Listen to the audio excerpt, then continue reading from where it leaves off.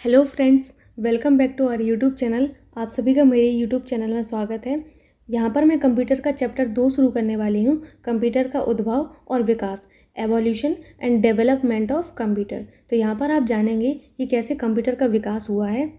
विकास का मतलब आप जानते हैं परिवर्तन, यानी कि पहले ऐसे कौन सी डिवाइस थी जिससे आज हम कंप्यूटर बना पाए हैं। ठीक है, तो पहले जो सबसे पहली ऐसी डिवाइस वो थी अबेकस। ठीक, अबेकस को मॉडिफाई किया गया, उसमें परिवर्तन किया गया, धीरे धीरे करके और भी सारे डिवाइसेस बनती गई और आज हम कंप्यूटर पे पहुंच गए। ठीक है, तो यहाँ पर आप सबसे पहले यही पढ़ेंगे अबेकस के बारे में। तो अबेकस क्या है? अबेकस जो है संसार का पहला गणक यंत्र माना जाता है। क्या माना जाता है? संसार का पहला गणक यंत्र अबेकस को ही माना जाता है। इसका आविष्कार प्राचीन बेबीलोन की गणना के लिए किया गया था। किसके लिए? प्राचीन बेबीलोन की गणनाओं के लिए किया गया था।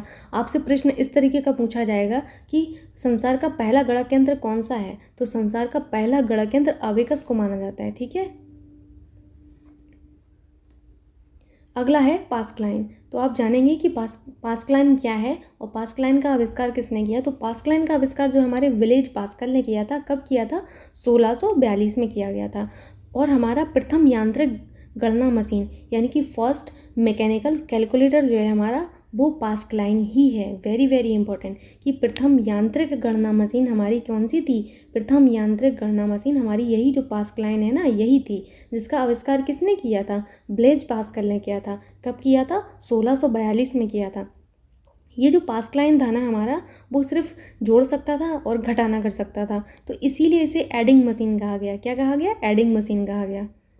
अगला आप पढ़ेंगे डिफरेंस इंजन के बारे में कि डिफरेंस इंजन जो है इसका आविष्कार किसने किया और इसका काम क्या था और कैसे वर्क करता था। तो डिफरेंस इंजन का आविष्कार हमारा चार्ल्स बेबेज ने किया था। किसने? चार्ल्स बेबेज ने किया था। कब किया था? 1822 में किया था।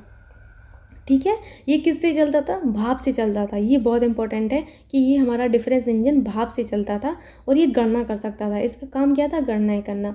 अभी आपको पता होगा कि कंप्यूटर इसी से बना है, तो ये गणना करता था। कंप्यूटर भी गणनाएं ही करता है। ठीक, तो ये भी गणनाएं ही करता था, लेकिन अभी की गणना और पहले की गणना में बहुत अंतर है कि पहले इतनी ज़्यादा गणनाएं नहीं कर पाता था।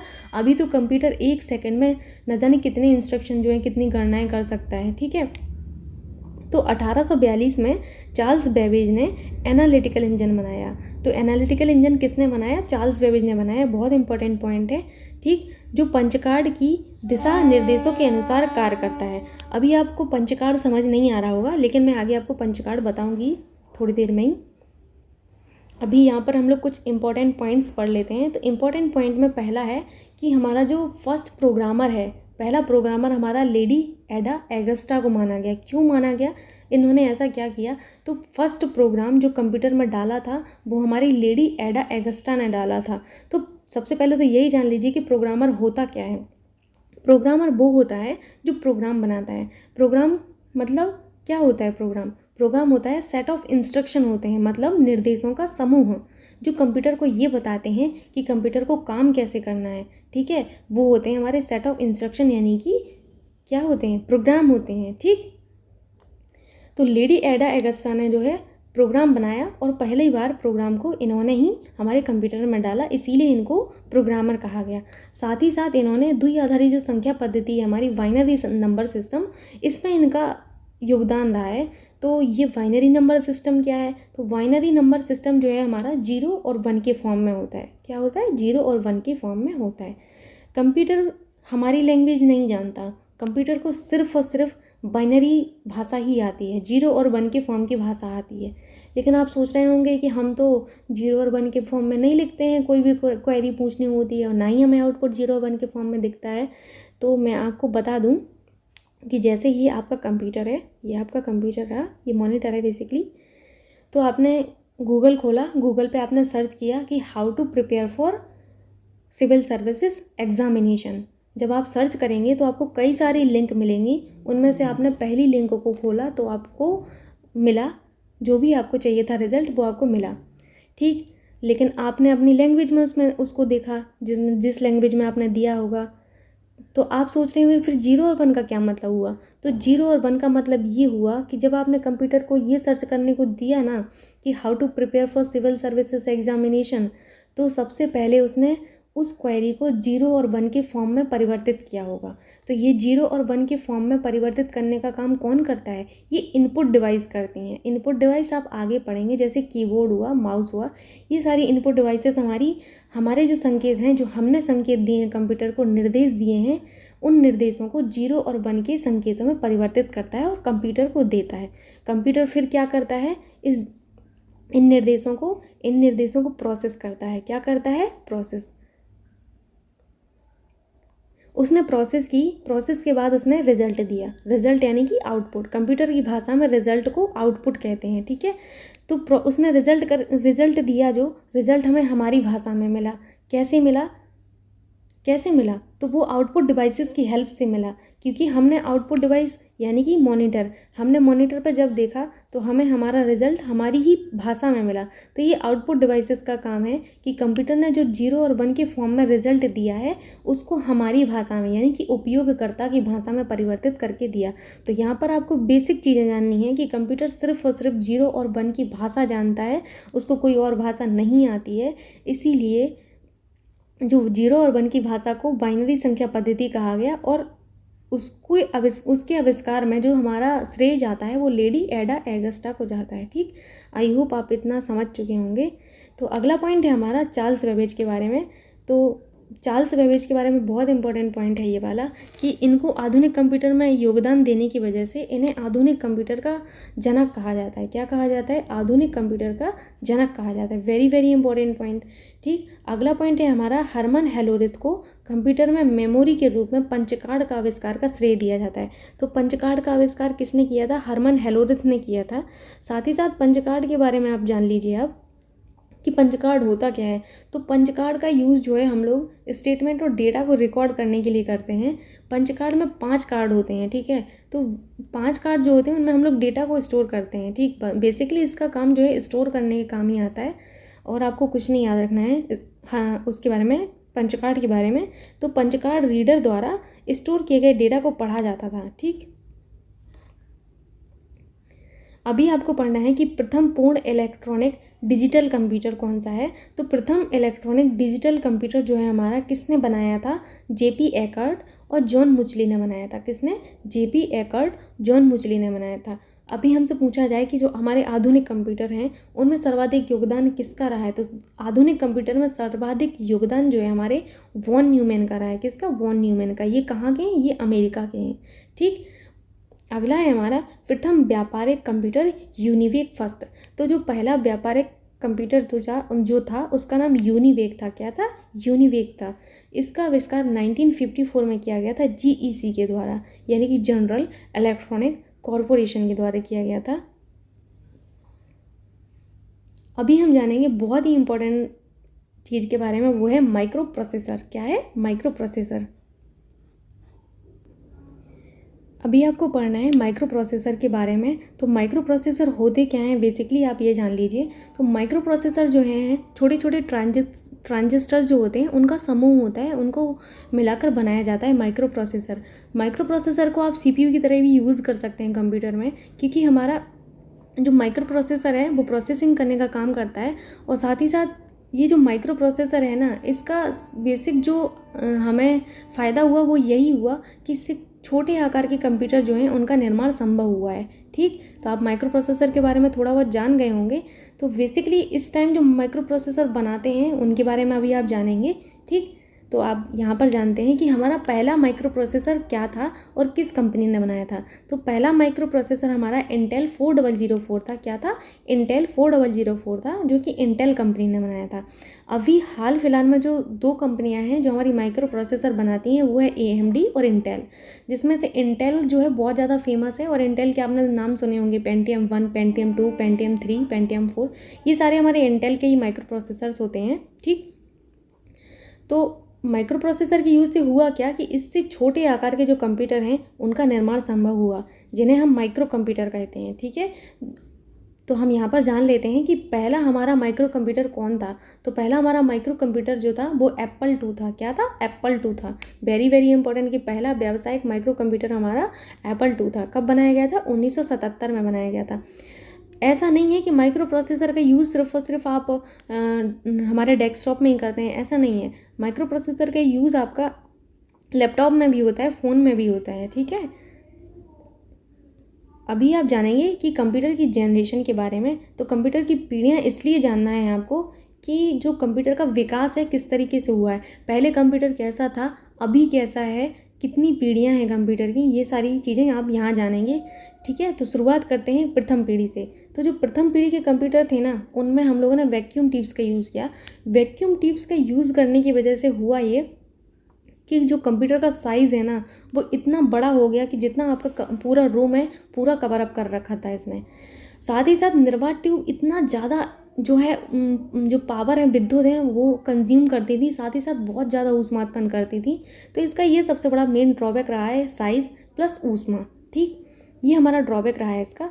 तो आपको ये भी जानना ज़रूरी है कि इस पीढ़ी का जो कंप्यूटर में सॉफ्टवेयर था वो किस लैंग्वेज में था। वो उस टाइम हमारा मशीन भाषा, या आप उसे निम्न स्तरीय भाषा भी कहते हैं, तो निम्न स्तरीय प्रोग्रामिंग भाषा में थे हमारे सॉफ्टवेयर, ठीक। यहाँ पर मैंने ये ड्रॉबैक लिखा हुआ है। साथ ही साथ आप ये भी जान लीजिए कि प्रथम पीढ़ी के कंप्यूटर के उदाहरण कौन से हैं। तो ENIAC, यूनिवेक और IBM, ये हमारे प्रथम पीढ़ी के जो कंप्यूटर हैं ना, उनके उदाहरण हैं। अभी हम लोग सेकंड पीढ़ी पे चलते हैं कि सेकंड पीढ़ी में हम लोगों ने ऐसी कौन सी डिवाइस का यूज़ कर लिया कि कंप्यूटर का साइज़ थोड़ा रिड्यूस हो गया, साथ ही साथ जो उसकी विद्युत खपत करने की जो क्षमता है वो कम हुई। तो जानते हैं, ये हमारे सेकंड जनरेशन के कंप्यूटर हैं। तो सेकंड जनरेशन के कंप्यूटर में हम लोगों ने सेमीकंडक्टर ट्रांजिस्टर का यूज़ किया है। फर्स्ट पीढ़ी में हमने निर्वात ट्यूब का यूज़ किया। प्रश्न आपसे यही पूछे जाना है बेटा कि पहली पीढ़ी के कंप्यूटर में हम लोगों ने किस डिवाइस का यूज़ किया, तो निर्वात ट्यूब का। सेकंड पीढ़ी में सेमीकंडक्टर ट्रांजिस्टर का। आगे आप और भी जनरेशन जानेंगे कंप्यूटर की टोटल 5 जनरेशन है, ठीक। तो हमने द्वितीय पीढ़ी के कंप्यूटरों में सेमीकंडक्टर ट्रांजिस्टर का यूज़ किया है, ठीक है। इससे हुआ क्या कि विद्युत की जो खपत है वो थोड़ी कम हो गई, ठीक। साथ ही साथ जो कंप्यूटर का साइज़ है ना, वो थोड़ा सा घट गया। अभी आप ये जान लीजिए कि द्वितीय पीढ़ी के जो कंप्यूटर थे उनमें हमने कौन सी सॉफ्टवेयर भाषा यूज़ की, तो वो हमारी थी उच्च स्तरीय, कौन सी थी, उच्च स्तरीय असेंबली भाषा थी, ठीक। तो इस पीढ़ी के जो सॉफ्टवेयर थे वो असेंबली लैंग्वेज में बने हुए थे। अभी आप ट्रांजिस्टर के बारे में जान लीजिए, जो कि बहुत इंपॉर्टेंट है, क्योंकि हमारे ट्रांजिस्टर है ना, बहुत काम की चीज़ें हैं, ठीक। ये ट्रांजिस्टर जो हैं डेटा को स्टोर करते हैं, कैसे, परमानेंट या फिर टेम्परेरी। तो हमारे ट्रांजिस्टर जो हैं टेम्परेरी स्टोरेज का काम करते हैं। किसका, टेम्परेरी स्टोरेज का काम करते हैं। और ट्रांजिस्टर को जो है ना, कंप्यूटर का जो मदरबोर्ड होता है उस पर लगाया जाता है, ठीक। तो ट्रांजिस्टर का विकास किसने किया है, ये बहुत इंपॉर्टेंट प्रश्न बनता है आपका परीक्षा के दृष्टिकोण से। तो वेल लेबोरेटरीज़ के जॉन वॉर्डिन, विलियम शाल्के, वॉल्टर व्रेटन ने किया था, ठीक है। तो वेल लेबोरेटरीज़ कहाँ की है, ये USA में है। कहाँ पर है, USA में है, ठीक। जो हमारे ट्रांजिस्टर हैं वो हमारे किस पदार्थ से बने होते हैं, तो वो सेमीकंडक्टर जो हमारे मटेरियल होता है, सिलिकॉन और जर्मेनियम, वेरी वेरी इंपॉर्टेंट, ठीक। तो सिलिकॉन और जर्मेनियम के बने होते हैं। अभी आपको जानना है थर्ड पीढ़ी के कंप्यूटर के बारे में। तो थर्ड पीढ़ी के कंप्यूटरों में हम लोगों ने इंटीग्रेटेड सर्किट का यूज़ किया, ठीक। इंटीग्रेटेड सर्किट का यूज़ करने की वजह से हुआ क्या कि कंप्यूटर जो है ना, उसका साइज़ और भी रिड्यूस हो गया। इतना रिड्यूस हो गया कि अब वो टेबल तक आ चुका था, ठीक। तो जान लेते हैं कि ये जो इंटीग्रेटेड सर्किट है इनका आविष्कार किसने किया। तो इंटीग्रेटेड सर्किट का आविष्कार जैक किल्वी और रॉबर्ट नोई ने किया था, ठीक है। और इन्हें हमने माइक्रो इलेक्ट्रॉनिक्स भी कहा है। क्या कहा है, माइक्रो इलेक्ट्रॉनिक्स। इंटीग्रेटेड सर्किट बनाए किस चीज़ से जाते हैं, तो इंटीग्रेटेड सर्किट हमारे सेमीकंडक्टर जो मटेरियल होता है उससे बनाए जाते हैं। कौन से सेमीकंडक्टर मटेरियल, सिलिकॉन और जर्मेनियम। यहाँ पर ये सिलिकॉन है, ठीक है,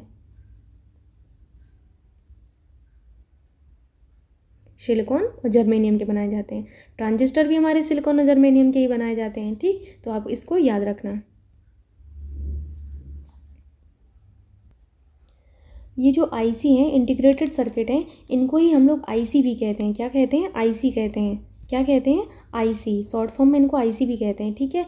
इसी इंटीग्रेटेड सर्किट पर रजिस्टर, कैपेसिटर और ट्रांजिस्टर्स लगे रहते हैं। कई सारे रजिस्टर, कैपेसिटर और ट्रांजिस्टर लगे रहते हैं। तो इनका उपयोग क्या है, इंटीग्रेटेड सर्किट का उपयोग क्या है आज के टाइम, तो वो अगर देखा जाए तो इंटीग्रेटेड सर्किट का मॉडर्न टाइम के जो उपकरण है ना उनमें बहुत ज़्यादा यूज़ होने लगा है, क्योंकि पहले जो उपकरण थे उनका साइज़ बहुत ज़्यादा होता था। फिर आईसी का यूज़ हुआ तो धीरे धीरे उनका साइज़ छोटा होता गया और अब वो पोर्टेबल होते गए। ठीक, अगला है हमारा चौथी पीढ़ी के कंप्यूटर। तो चौथी पीढ़ी के कंप्यूटर जो है ना उनमें माइक्रो प्रोसेसर का यूज़ किया गया। माइक्रो प्रोसेसर के बारे में आप पहले पढ़ चुके हैं और आप उसका काम भी जान चुके हैं, तो वहाँ से आप समझ सकते हैं। तो चौथी पीढ़ी के जो कंप्यूटर है ना उनमें माइक्रो प्रोसेसर का यूज़ हुआ। ठीक, वो जो LSI और VLSI जो लिखा हुआ है ये एक तरीके के चिप होते हैं। कौन से चिप होते हैं, आप पहले पढ़ चुके हैं ये। ठीक है, तो वही चिप हैं ये। ठीक, IC चिप। LSI तथा VLSI ने करोड़ों इलेक्ट्रॉनिक उपकरणों से युक्त माइक्रो प्रोसेसर चिप का विकास हुआ। LSI और VLSI का यूज़ किया गया और माइक्रो प्रोसेसर चिप बनाई गई। ठीक, उस चिप से हुआ क्या कि कंप्यूटर का साइज़ और भी घटता गया। ठीक है, माइक्रो प्रोसेसर के इस्तेमाल से अत्यंत छोटा और हाथ में लेकर चलने योग्य कंप्यूटर का विकास हुआ। अगला पॉइंट है हमारा मल्टीटास्किंग। तो मल्टीटास्किंग होता क्या है? मल्टीटास्किंग बेसिकली ये होता है कि आप एक बार में एक से ज़्यादा टास्क परफॉर्म कर सकते हैं। ठीक, तो ऐसे ही कंप्यूटरों का विकास चौथी पीढ़ी में हुआ। किससे हुआ? माइक्रो प्रोसेसर की यूज़ की वजह से हुआ है। ठीक, तो मल्टीटास्किंग के कारण कंप्यूटर का प्रयोग एक साथ कई कार्यों को संपन्न करने में किया जाने लगा। माइक्रो प्रोसेसर के विकास हमारा M.E. हॉफ ने 1971 में किया था। इससे व्यक्तिगत कंप्यूटर का विकास हुआ। आप समझ सकते हैं कि माइक्रो प्रोसेसर चिप की वजह से ही आज हम लोगों के पास पर्सनल कंप्यूटर है, क्योंकि साइज़ रिड्यूस हो गया। माइक्रो प्रोसेसर के यूज़ से हमारे कंप्यूटर का साइज़ रिड्यूस होता चला गया। ठीक, चौथी पीढ़ी के कंप्यूटरों का एक लास्ट पॉइंट है कि उच्च स्तरीय भाषा C का विकास हुआ 4th जनरेशन में ही। ठीक है, अगला हमारा है पाँचवीं पीढ़ी के कंप्यूटर। तो जो पाँचवीं पीढ़ी के कंप्यूटर थे उनमें हम लोगों ने और अच्छे जो मॉडिफाइड थे IC चिप्स उनका यूज़ किया। किसका? ULSI का, अल्ट्रा लार्ज स्केल इंटीग्रेशन, और SLSI का, सुपर लार्ज स्केल इंटीग्रेशन का यूज़ किया। ठीक, तो इलेक्ट्रॉनिक उपकरणों से युक्त माइक्रो प्रोसेसर चिप का विकास हुआ। किससे? ULSI और SLSI से निर्मित उपकरणों से युक्त माइक्रो प्रोसेसर चिप का निर्माण हुआ। इससे हुआ क्या कि कंप्यूटर का साइज़ और भी ज़्यादा घटता गया। इतना घट गया कि आज आप देख सकते हैं कि आप अपने हाथ पर रखकर एक लैपटॉप को चला सकते हैं। ठीक, पहले हमारा यही कंप्यूटर कितना बड़ा था, एक रूम के जितना था। धीरे धीरे धीरे धीरे पहले निर्वात ट्यूब का यूज़ किया, फिर ट्रांजिस्टर का यूज़ किया, फिर IC चिप्स का यूज़ किया, फिर माइक्रो प्रोसेसर का यूज़ किया, फिर उसी का हम लोग माइक्रो प्रोसेसर को ही हम लोग मॉडिफाई करते आ रहे हैं। आज जाके कंप्यूटर इतना छोटा सा बचा है। ठीक, तो इस तरीके से आप कंप्यूटर की पाँचों पीढ़ियाँ जान चुके होंगे। आई होप आपको यहाँ तक समझ में आया होगा। तो अगला हमारा इसी में टॉपिक है सुपर कंप्यूटर के बारे में। ठीक, तो हमारा सुपर कंप्यूटर क्या होता है? नाम में ही सुपर जुड़ा है, जैसे हमारे सुपर टेट में सुपर जुड़ा होता है। तो यहाँ पर सुपर कंप्यूटर का मतलब होता है एक ऐसा कंप्यूटर जो बहुत ही तीव्र गति से काम करता है। ऐसे कंप्यूटर को हम लोग सुपर कंप्यूटर कहते हैं। साथ ही साथ इसकी जो स्टोरेज कैपेसिटी है वो बहुत ही ज़्यादा होती है। ठीक, इस तरीके का कंप्यूटर आप समझ सकते हैं कि हमारे कहाँ पर यूज़ होते होंगे। ये बहुत ही महंगे कंप्यूटर होते हैं सुपर कंप्यूटर। इनका यूज़ हम लोग डिफेंस, रिसर्च, इन सारी चीज़ों में करते हैं। ठीक, तो अभी आप जानेंगे कि हमारा सुपर कंप्यूटर किसने बनाया, पहला सुपर कंप्यूटर किसने बनाया, भारत में किसने बनाया, और वर्ल्ड के पर्पज़ से जानेंगे। ठीक, तो पहला है हमारा पॉइंट कि सुपर कंप्यूटर पर अनेक प्रयोगकर्ता एक साथ काम कर सकते थे। इसमें हुआ क्या सुपर कंप्यूटर में कि बहुत सारे यूज़र्स एक साथ काम कर सकते थे, जिस वजह से हुआ क्या कि एक प्रोसेस को करने में और भी कम टाइम लग गया ना, क्योंकि जब बहुत सारे प्रयोगकर्ता काम करेंगे एक ही टास्क पर तो बहुत जल्दी वो टास्क परफॉर्म हो जाएगा। तो इससे मल्टी यूज़र कहते हैं। क्या कहते हैं? मल्टी यूज़र कहते हैं। ठीक, अगला है हमारा सुपर कंप्यूटर की स्पीड के बारे में।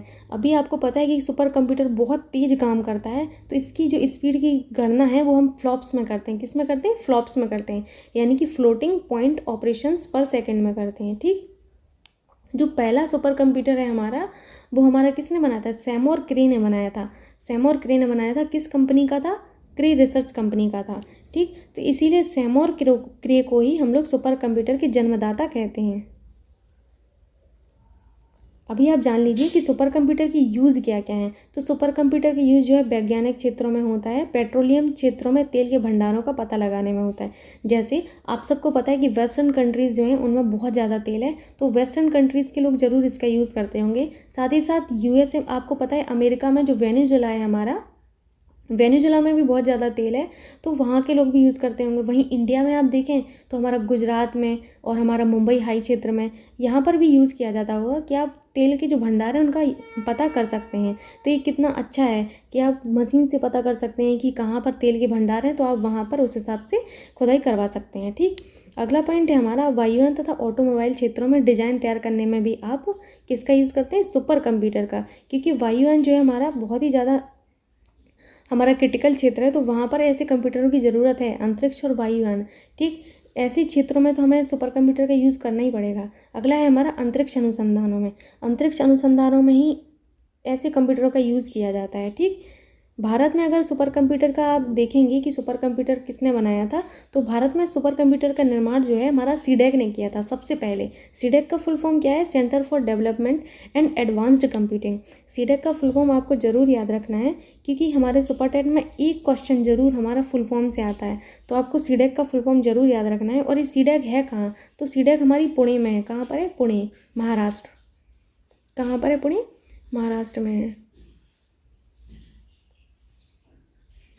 ठीक, तो पुणे महाराष्ट्र में सीडेक कंपनी है, तो उसने ही हमारा पहला सुपर कंप्यूटर बनाया था।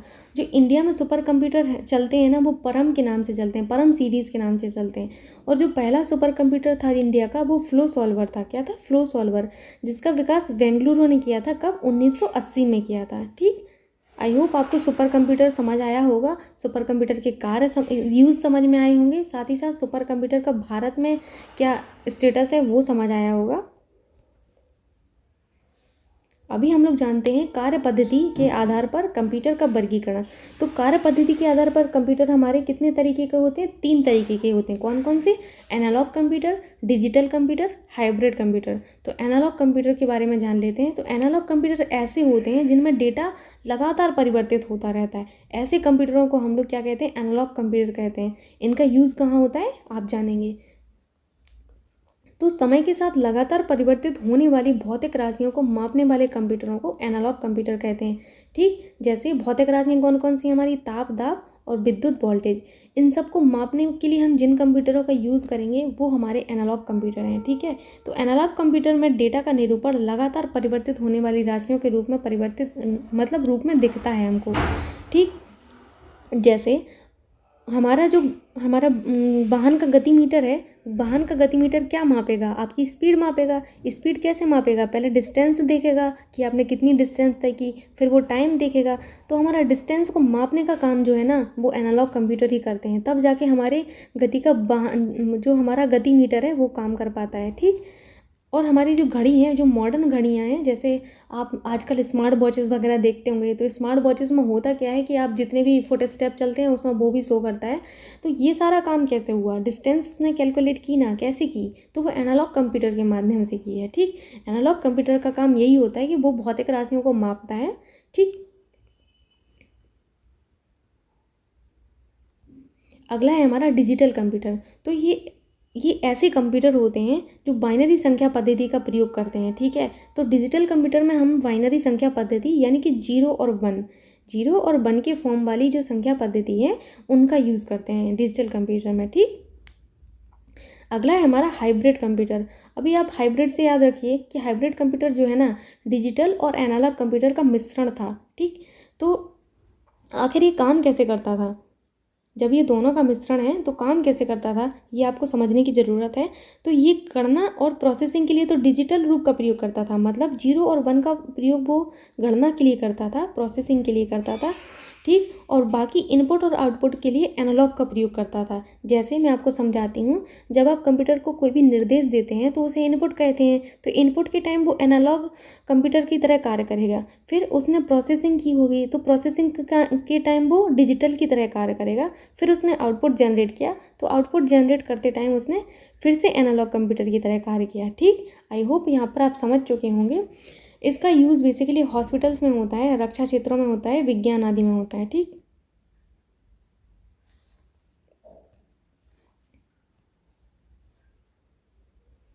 आपका ये वीडियो यहीं पे ख़त्म होता है। आई होप आप सबको ये वीडियो पसंद आया होगा। एंड यदि आपको इसी तरीके के और भी वीडियोस चाहिए कंप्यूटर में तो please like share and subscribe my YouTube channel. And thank you so much मेरा वीडियो देखने के लिए।